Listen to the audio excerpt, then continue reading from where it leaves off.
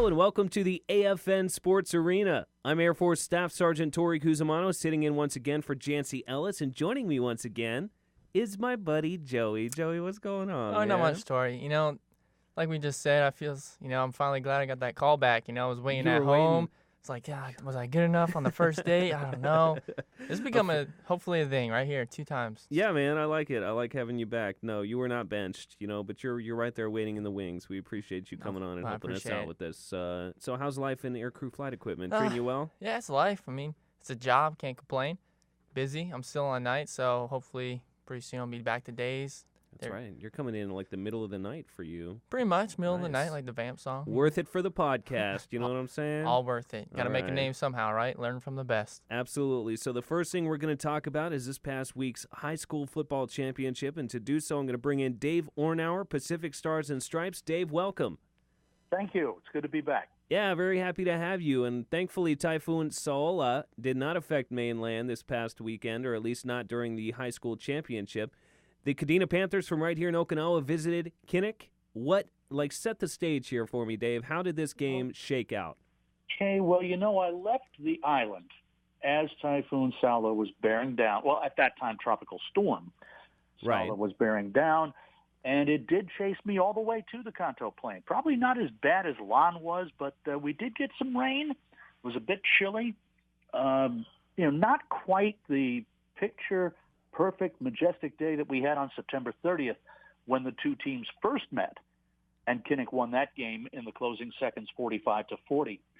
Well, dude, we had another instant classic, and this time it did come down to the last play, or I should say the last 2 plays. Oof. Yeah, we talked a lot about how it might come down to who had the ball last in this game, and that is exactly how it shook out. That's exactly what happened. Whoever had the ball last, and let me set the stage for that winning drive. As it turned out, Kinnick went ahead. It was 22-15. Oh, I can't see the right page here. Okay, and there were 4 minutes and 44 seconds left.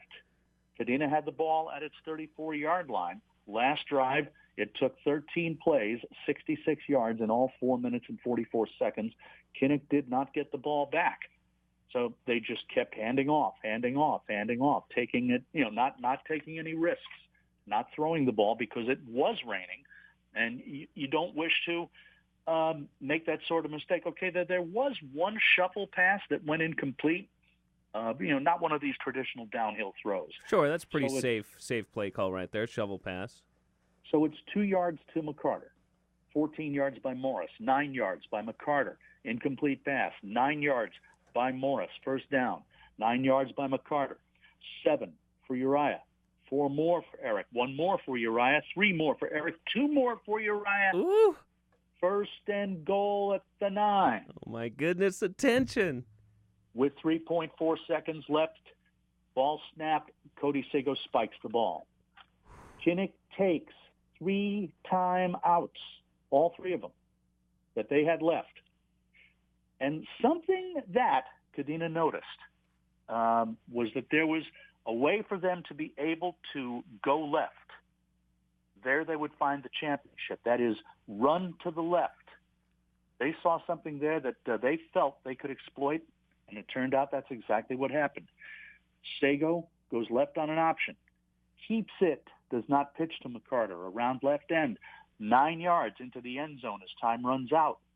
Gets Kadena within a point. Oh, my God. 22-21. Now, let's keep it even more suspenseful because 9 years earlier, Kadena was in the same boat at Seoul American. They scored as time ran out, cut it to 22-21, went for 2. They had a 280-pound running back go into the line, got stood up by Seoul American, a 180-pound back.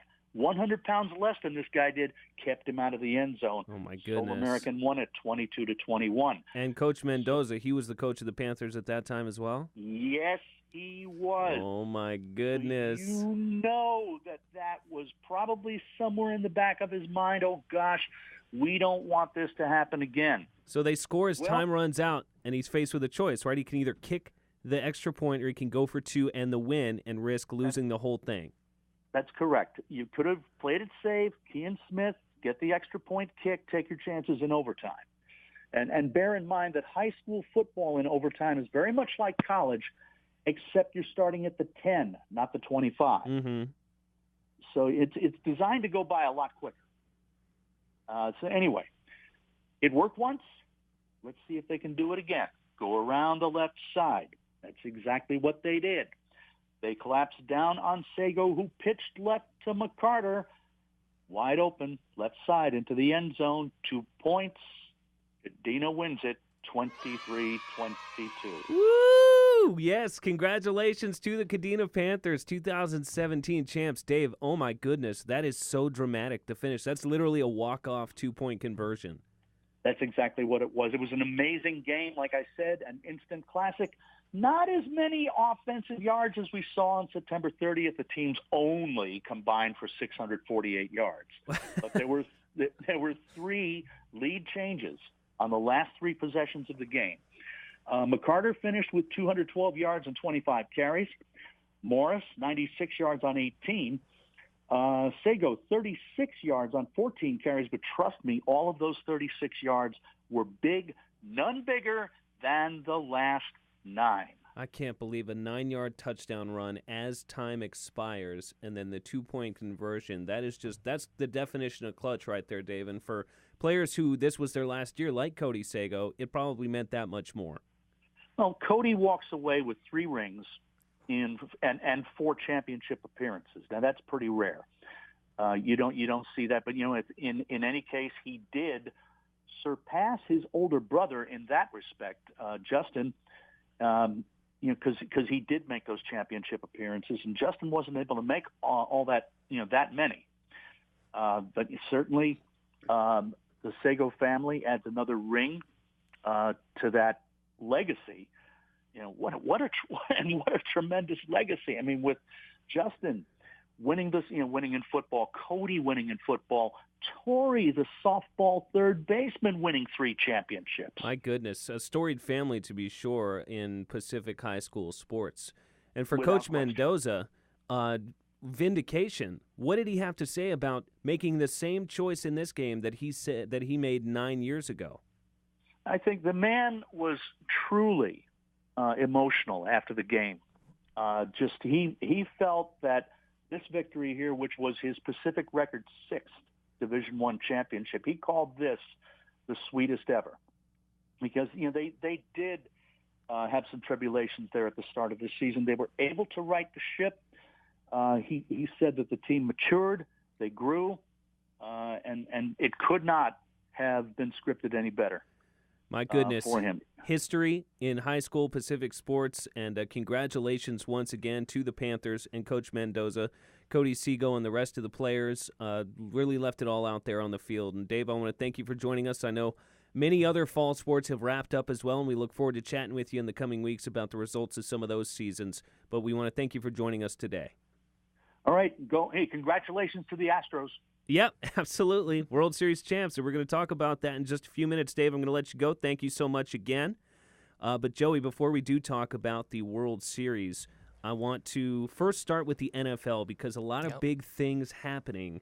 Now, first and foremost, your boy Jimmy Gaps. My twin. Jimmy Garoppolo, that's right, your doppelganger. My doppelganger. Jimmy Doppelganger from the New England Patriots traded to the San Francisco 49ers for a 2018 second-round pick. Now, Joey, as a Patriots fan, what was your initial reaction to this trade? A little bit of shock, because it makes you wonder. Jimmy was supposed to be the future.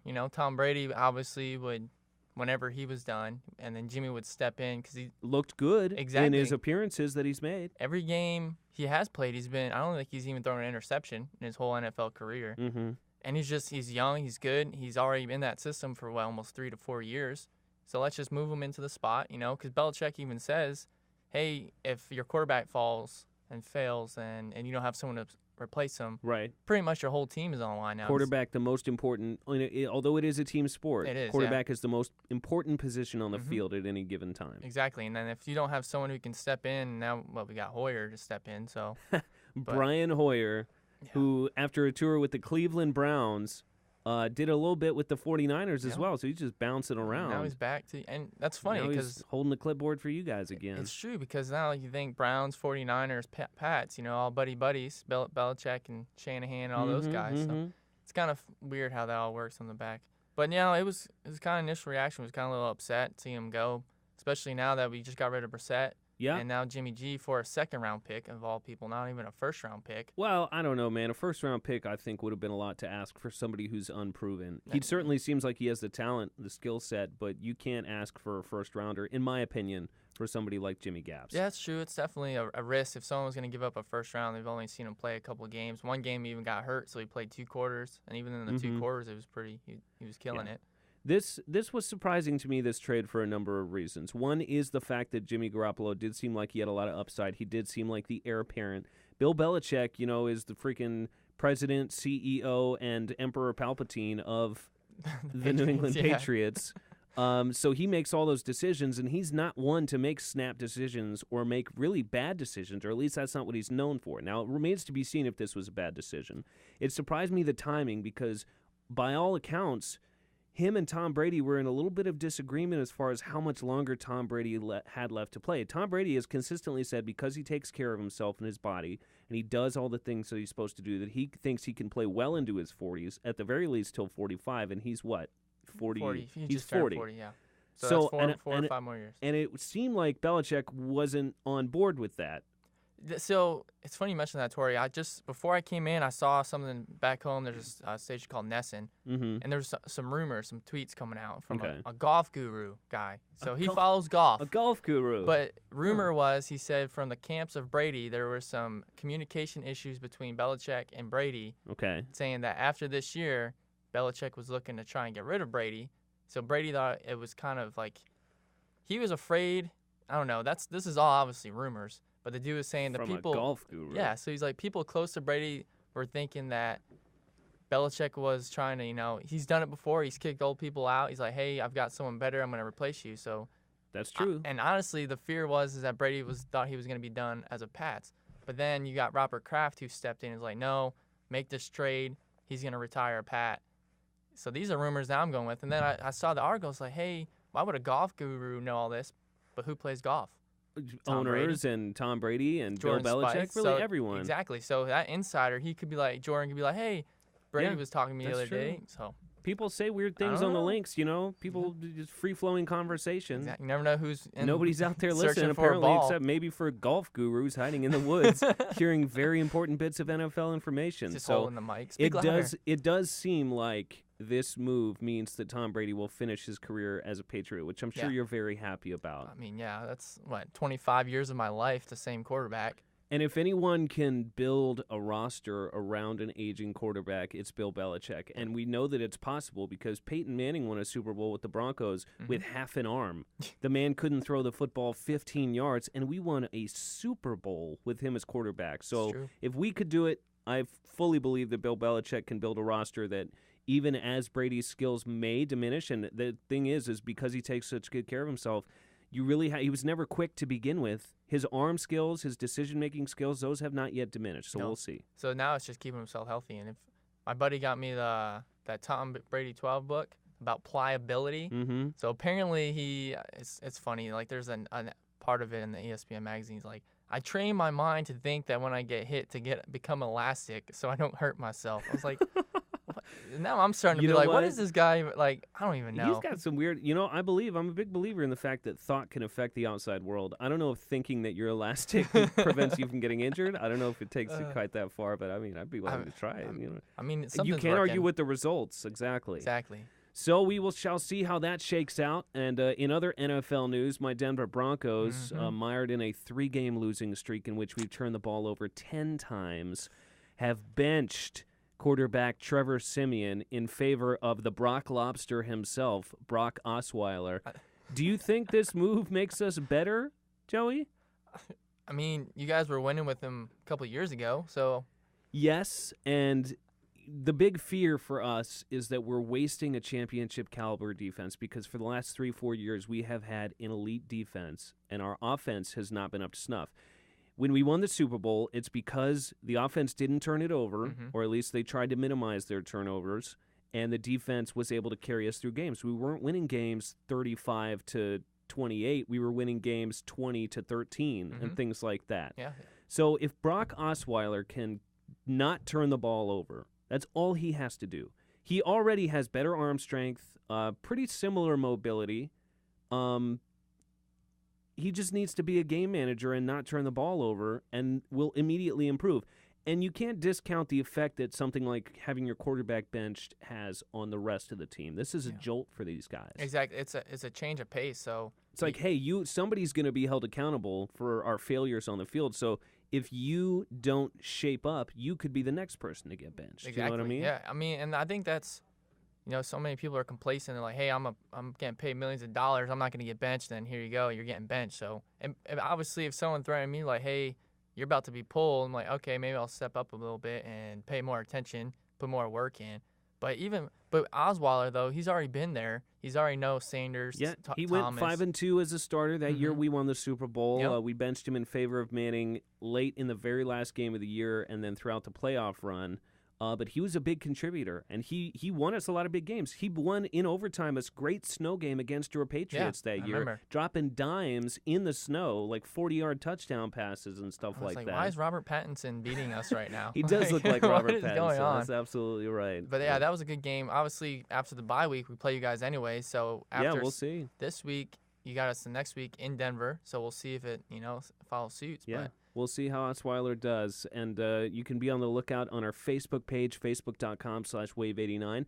Every Thursday, we post the NFL schedule for which games will be aired at what times and on what channels. So, Joey, the last thing before we move on from the NFL, I have to, it's like almost every podcast, I have to take my shots at the Cleveland Browns. And I have no hatred towards the Cleveland Browns. They're just such an unending source of entertainment for how inept they are on the field and off the field. And they flubbed a trade. They tried to trade for Cincinnati Bengals backup quarterback A.J. McCarron. Yep. And they did not get to trade for him because they jacked up the paperwork. Yeah. That is like the most sign. basic thing that you could this is the NFL, son. You can't even file paperwork correctly. The big How leagues. is your franchise going to ever come out from the doldrums? It's to the point now where they are such a punchline, and they have established themselves as like this blundering, bumbling, stumbling team so much that even when they do, whenever, get good and maybe win a Super Bowl, it's still going to be like, oh, can you believe it? The stupid Browns won the Super Bowl. It's kind of like the Sanchez bunt fumble. He could become he could MVP. go to the Hall of Fame. He'd just be like, but the butt fumble. the butt fumble. Yeah. So do you think this is the worst Browns blunder of all time? Because there's been quite a few of them. There have, but this is just something simple. You're trying to help your franchise, and you can't even get a signature on both ends. So when I read it, Cincinnati signed it. They sent it in, and then they were like, hey, we didn't get anything back. Sign. What's up? And then deadline passed, and they're like, oh, we didn't sign it. So here we go. You're done. But when I would listen to another podcast the other day, too, with Ian Rappaport, they were saying something about compensatory picks. Yeah. And they were saying that since, this now won't go affect their picks because, free agent-wise and whatnot. So it was like maybe they were trying to fumble it on purpose because of that, but I don't think so. I think That's they too just much messed effort. up. Why even engage in the trade in the first place if you're going to purposely flub it? Yep. You know what I mean? And they're saying multiple sides they messed up because they didn't pay attention to the fact that Jimmy was on the market. Right. And they kind of just let him go. Right. And then they're trying obviously to get A.J. fumbled. McCarron. Yeah, they pun intended Quite literally fumbled with the paperwork Wah, thing. wah, And wah, then wah. you don't even know, obviously that kind of side of this football we don't see, so we don't know, is it a signed document? Do you have to scan it or fax it? Is it online, digital? The Broncos had a fax mess up a couple years back. It's why we didn't re-sign Elvis Dumerville, our defensive end at the time. He ended up going to Baltimore. So I don't really have a leg to stand on here because we have also made a paper flub. But this is just so, it just screams Cleveland. You know what I mean? Yeah. But in terms of their overall worst blunders of all time, and they've had quite a few of them, this is definitely the worst off-the-field one, I think. Yeah, for sure. But there's been so many. I think their worst on-the-field blunder has got to be the fumble. They're playing in the AFC Championship in 1987 against the Broncos, and this is the year after the drive, or 2 years after the drive. Mm-hmm. And they are driving down to win the game. It's a close game in Denver. All they have to do is score a touchdown, and their running back, who had run for like 150 yards in the game already, fumbled on like the 2-yard line. Like, not even get stacked by the line and stripped. Like, he's on his way to the end zone and just gets grazed by some dude. And just the ball drops, we recover it, do the Broncos, and we go on to the Super Bowl, which we, of course, eventually lost. But that, to me, is their worst blunder of all time. But as a Broncos fan, obviously you're livid. Like, you're like, oh, this is like, please drop the ball. Please. Yeah. Oh, you dropped the ball. Thanks. I wish we could play the Browns every game. We'd be great. We'd be awesome. Our offensive struggles wouldn't matter. I mean, you got to think of it two sides, though. Thinking about the Browns fans. Like, what? They're like, oh, we're going to get A.J. McCarron. They're like, what did you do? Like, now you got a whole fan base who's been loyal for years. Oh, they're beyond disgruntled at this point. That's just a depressed fan base right there, man. I feel bad. Like, and again, no hate towards the city of Cleveland or the Browns at all. Like, it's like I said, it's just entertaining at this point. I mean, no hate. Cleveland's okay, but the Cavaliers, poor Browns. Yeah, I mean, yeah, the poor Browns. Alrighty, so we move on to the World Series, Joey, Okay. and this game has just wrapped up as we begin recording this. Big ups, as Dave Warnauer said, to the Houston Astros, winners of the World Series, 5-1 victors in Game 7 in Los Angeles. Joey, what'd you think of this World Series? pretty good. Probably one of the better ones I've seen. So entertaining. These games are back and forth and tying it up late and going into extra innings and just people hitting bomb after bomb. And and then other games were pitching. Like this World Series had a little bit of everything. Exactly. Had pitchers' duels, big offensive showings, controversy, you know what I mean, with what happened with Gurriel and Darvish, and that's like obviously a terrible thing. Yeah. But in terms of the most entertaining World Series, besides last year, obviously the Cubs ending the thing That and was a coming good one. back from down 3-1. So we've been treated to some really good World Series baseball over these past couple of years. Yeah, for sure, Tory. I was definitely happy. I mean, obviously, you always want your team to win, but if you can't, you cheer for the sport, and you're like, hey, hopefully it's a good series. And this definitely lived up to the hype. I got a Zach Greinke shirt a couple of years ago from an ex, and she's like, Right. I'm a Dodgers fan. You're a Dodgers. Like, hey, pump the brakes here. So I wasn't going to root for them or anything, but it was cool to see Houston finally got their first championship on the board. They had a good team. But, yeah, it's definitely worth the watch over the years, so I appreciate it. It was a good series. Absolutely. Baseball fan. And we'll see what happens next year in the MLB, but you can get all your off-season coverage on the various sports shows we air on AFN. And again, myafn.net is going to have the full sports schedule so you don't miss a second of action. Now, we're going to end things off, Joey, like we did last time you were here. We're going to do this 2-minute drill. I've noticed there's like a lot more New England sports on this one. You trying to put me on this? Yes, I'm trying to put you on blast here. What are you talking about? I just draft the questions based on what's relevant in the headlines, Joey, and your stinking Patriots They are. New England often happen to be all relevant. the time. So here we go. 2 minutes on the clock, and here is our 2-minute drill. All right, Joey. Tom Brady, over or under 45 years old when he retires? Over, and you hear it first. Over 50. Over 50? Over 50. Oh, Gray I've hair. heard of a pitcher. No, a pitcher I'm was kidding. 49. My goodness. No, he can't. Definitely over 45. Over 45. We'll see, In the league. man. Playing, I'm we'll going to see. say under. Under. But that's a bold choice at this point, I think. All right. The Cowboys are or are not done without Ezekiel Elliott. That 6-game ban for sure happening now. I'm going to say are done. Really? Are done. Dak Prescott won Rookie of the Year for a reason over did. Ezekiel Elliott. I still think he's got enough juice to have him make the playoffs, and they'll get the boost from Elliott when he gets back that they need. I think they're primed for a deep playoff run this year, Joey. Okay. And I hate the Cowboys. I'll be the devil's advocate, but I'm going to say are done. Okay. We'll see, all right. though. NFC's tough this year. Alrighty, Celtics player Gordon Hayward confirms that he's going to miss the rest of the season with that gruesome ankle injury he suffered in the opening game.